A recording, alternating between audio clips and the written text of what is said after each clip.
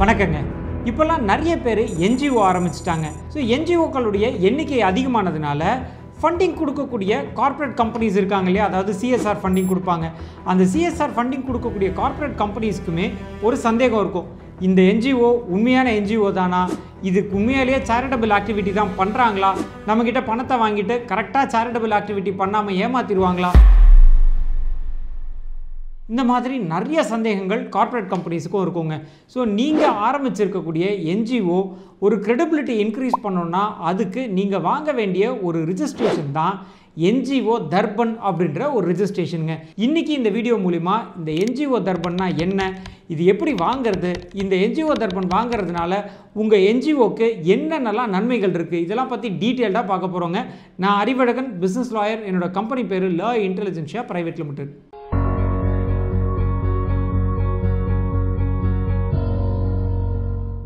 முதல்ல இந்த என்ஜிஓ தர்பன் அப்படின்னா என்னன்னு பார்த்துடலாங்க. இந்த என்ஜிஓ தர்பன் அப்படின்றது ஒரு போர்ட்டலுங்க, அதாவது சென்ட்ரல் கவர்மெண்ட்டோட ஒரு வெப்சைட். இது எதுக்காக உருவாக்குனாங்க அப்படின்னு பார்த்தீங்கன்னா, இந்த என்ஜிஓவையும் கவர்மெண்ட் டிபார்ட்மெண்ட்ஸையும் இணைக்கக்கூடிய ஒரு பாலமாக தான் இந்த என்ஜிஓ தர்பன் அப்படின்றத உருவாக்குனாங்க.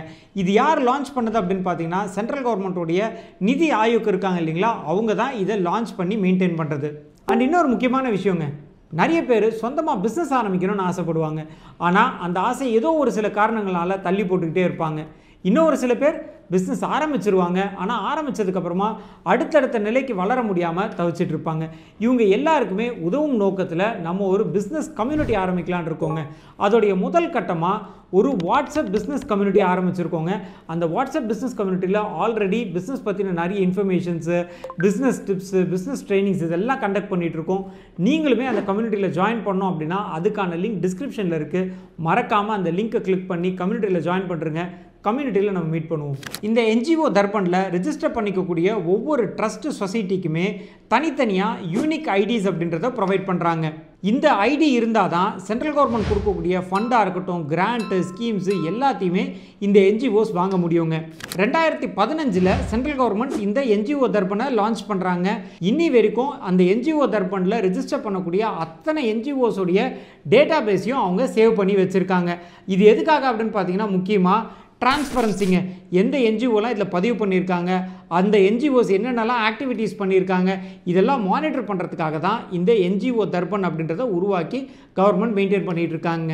இந்த என்ஜிஓ தர்பனில் உங்களுடைய ட்ரஸ்டியோ சொசைட்டியோ ரிஜிஸ்டர் பண்ணுறது மூலிமா என்னென்னலாம் பெனிஃபிட்ஸ் வருதுன்னு பார்ப்போமா. முதல் விஷயம் நம்பிக்கை. அதாவது உங்களுக்கு டொனேஷன் கொடுக்கக்கூடிய ஒரு தனிநபராக இருக்கட்டும், இல்லை ஒரு நிறுவனமாக இருக்கட்டும், அவங்களுக்கு உங்களுடைய ட்ரஸ்ட்டு இல்லை என்ஜிஓ அது மேலே ஒரு நம்பிக்கை வரணும் இல்லைங்களா. அப்படி நம்பிக்கை வரணும் அப்படின்னா அதுக்கான ரொம்ப முக்கியமான ஒரு கவர்மெண்ட் ரெஜிஸ்ட்ரேஷன் தான் இந்த என்ஜிஓ தர்பன். இது நான் முன்னாடியே சொல்லியிருந்தேன். உங்களுடைய டிரான்ஸ்பரன்சி இது மூலிமா தெரிய வரும். நீங்கள் என்னெல்லாம் ப்ராஜெக்ட் பண்ணுறீங்க, எவ்வளோ டொனேஷன் வாங்கியிருக்கீங்க, எவ்வளோ டொனேஷனை நீங்கள் ப்ராப்பராக எந்தெந்த ப்ராஜெக்ட்ஸ்க்கு யூட்டிலைஸ் பண்ணியிருக்கீங்க, இது அத்தனை தகவலையும் நீங்கள் பீரியாடிக்கலாக இந்த என்ஜிஓ தர்பனுக்கு சப்மிட் பண்ணுங்க. இது சப்மிட் பண்ணுற டேட்டா பப்ளிக் டேட்டா, அதாவது யார் வேணாலும் இதை ஆடிட் பண்ணி பார்க்க முடியும். யார் வேணாலும் ரெக்வஸ்ட் பண்ணி இந்த என்ஜிஓ என்னெல்லாம் ப்ராஜெக்ட் பண்ணியிருக்காங்க அப்படின்றத டாக்குமெண்ட் படி அவங்க வந்து வாங்கி பார்க்க முடியுங்க. ஸோ இதனால் மக்களுக்கு உங்களோட என்ஜிஓ மேலே ஒரு ட்ரஸ்ட் பில்ட் ஆகும். ரெண்டாவது முக்கியமான விஷயங்க, எஃப்சிஆர்ஏ மாதிரியான என்ஜிஓஸ்க்கு தேவையான லைசன்சஸ் வாங்கிறதுக்குமே இந்த என்ஜிஓ தர்பன் அப்படின்றது கட்டாயம். வெறும் எஃப்சிஆர்ஏ மட்டும் கிடையாதுங்க. இப்போல்லாம் நிறைய பேங்க்கில் நீங்கள் ஒரு என்ஜிஓ, அதாவது ஒரு ட்ரஸ்ட்டாவோ சொசைட்டியாவோ போய் கரண்ட் அக்கௌண்ட் ஓப்பன் பண்ணணும் அப்படின்னாலே அவங்க கேட்குறது என்ஜிஓ தர்பன் இருக்கா அப்படின்னு கேட்குறாங்க. ஸோ உங்களோட என்ஜிஓ பேரில் ஒரு கரண்ட் அக்கௌண்ட் ஓப்பன் பண்ணோன்னாலே நிறைய பேங்க்ஸ் இந்த என்ஜிஓ தர்பனை இன்சிஸ்ட் பண்ணுறாங்க. ஸோ இது ரெண்டாவது காரணம். மூணாவது காரணம் கவர்மெண்ட்டோட ஸ்கீம்ஸுங்க. நிறைய என்ஜிஓஸ்க்கு கவர்மெண்ட் என்னெல்லாம் ஸ்கீம்ஸ் கொடுக்குறாங்க அப்படின்றது கூட தெரியறதில்ல. கவர்மெண்ட் இந்த என்ஜிஓ போர்ட்டல் மூலிமா என்னென்னலாம் ஸ்கீம்ஸ் கொடுக்குறோம் அப்படின்றத ரெகுலராக அப்டேட் பண்ணிகிட்டே இருக்காங்க. ஸோ இதில் நீங்கள் ரிஜிஸ்டர் பண்ணுறது மூலிமா கவர்மெண்ட்டோட ஸ்கீம்ஸ் பற்றியும் தெரிஞ்சுக்கலாம்.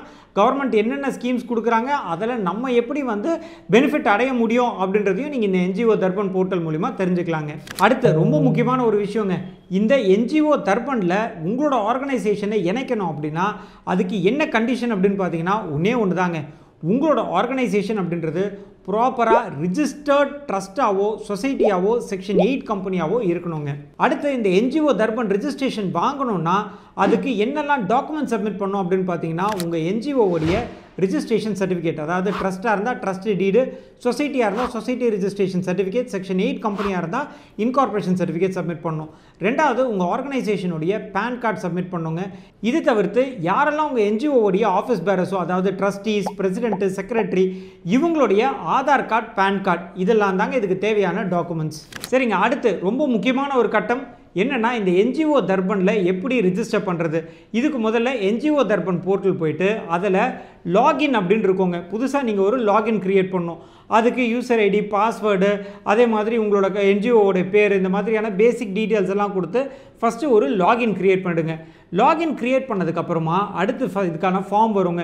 அந்த ஃபார்மில் உங்கள் என்ஜிஓ பற்றின முழு தகவல், அதாவது உங்களோட என்ஜிஓவுடைய நேச்சர் என்ன, என்ஜிஓடைய பேர், அட்ரஸ்ஸு, இந்த மாதிரி எல்லா தகவல்களையும் என்டர் பண்ணி அதுக்கப்புறமா முன்னாடியே நான் வந்து இதுக்கான ரெக்வயர்ட் டாக்குமெண்ட் சொல்லியிருந்தேன் இல்லைங்களா, அந்த டாக்குமெண்ட்ஸையும் அப்லோட் பண்ணி சப்மிட் பண்ணிட்டீங்க அப்படின்னா என்ஜிஓ தர்பன் போர்ட்டல் இதை வந்து கம்ப்ளீட்டாக ஆடிட் பண்ணி அதுக்கப்புறமா இதோடைய அதிகாரிகள் உங்களுக்கான சர்டிஃபிகேட்டை இஷ்யூ பண்ணுவாங்க. ஸோ இதுதான் இதுக்கான ரெஜிஸ்ட்ரேஷன் ப்ராசஸ். சரிங்க, இன்றைக்கி இந்த என்ஜிஓ பற்றி ரொம்ப முக்கியமான ஒரு தகவல் பற்றி பார்த்துருந்தோம். இதே மாதிரி இன்னொரு ஒரு பிஸ்னஸ் இன்ஃபர்மேஷனோட உங்களை நான் மீட் பண்ணுறேன். நான் அறிவழகன், பிஸ்னஸ் லாயர். என்னோட கம்பெனி பேர் ல இன்டெலிஜென்ஷியா பிரைவேட் லிமிடெட். நன்றி, வணக்கம்.